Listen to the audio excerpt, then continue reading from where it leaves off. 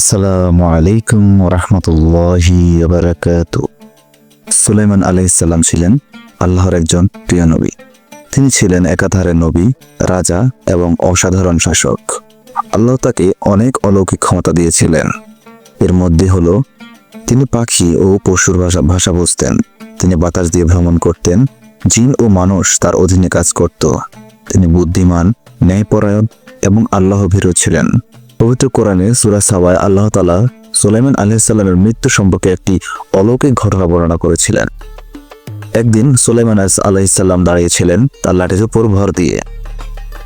তার সামনে তার আদেশে জিনেরা বিশাল বিশাল প্রাসাদ এবং বড় বড় ভবন নির্মাণ করছিল। ঠিক তখনই আল্লাহর নির্দেশে মালাকুল মউত সুলাইমান আলাইহিস সালামের রূহ কবজ করে নিলেন। কিন্তু আশ্চর্যের বিষয়, কেউ বুঝতে পারল না যে তিনি মারা গিয়েছেন, কারণ তিনি যেভাবে দাঁড়িয়েছিলেন সেভাবেই তার মৃতদেহ দাঁড়িয়ে রইল। জিনেরা ভাবল, উনি তো আমাদের দেখছেন, তাই কাজ থামানো যাবে না, কারণ জিনেরা তাকে অত্যন্ত ভয় পেত। অনেকদিন পর একটি ছোট্ট উই পোকা আসলো এবং চুপি চুপি হযরত সুলাইমান আলাইহিস সালামের লাঠিটি খেতে শুরু করলো।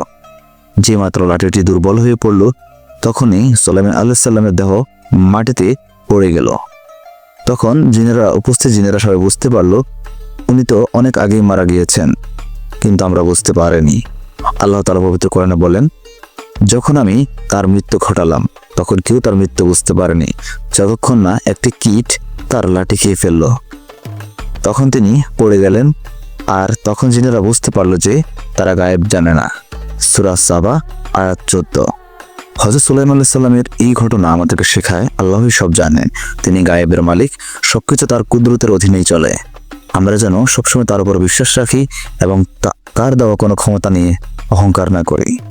ঘটনাটি ভালো লাগলে আমাদের চ্যানেলটি সাবস্ক্রাইব করে পাশে থাকা বেল বাটনটি ক্লিক করে আমাদের সাথেই থাকুন।